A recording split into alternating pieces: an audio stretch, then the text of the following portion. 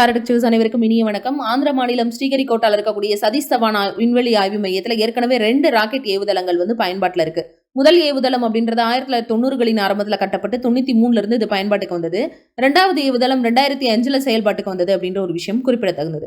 தற்போது 3வது ஏவுதளம் அமைக்கிறதுக்கு பிரதமர் மோடி தலைமையிலான மத்திய அமைச்சரவை ஒப்புதல் கொடுத்திருக்காங்க. 3985 கோடி செலவுல.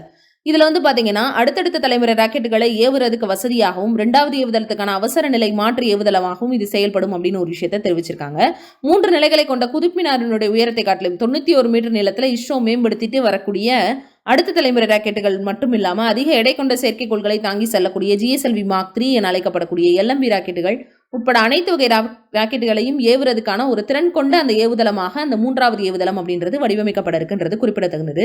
அதாவது 8000 டன் எடை இருக்கக்கூடிய செயற்கைக்கோள்களை நிலைநிறுத்தக்கூடிய இஸ்ரோவினுடைய திறன் 30,000 டன் எடை இருக்கக்கூடிய செயற்கைக்கோள்களை நிலைநிறுத்தக்கூடிய வகையில உயரும் அப்படின்ற ஒரு விஷயத்தையும் தெரிவிச்சிருக்காங்க. நன்றி.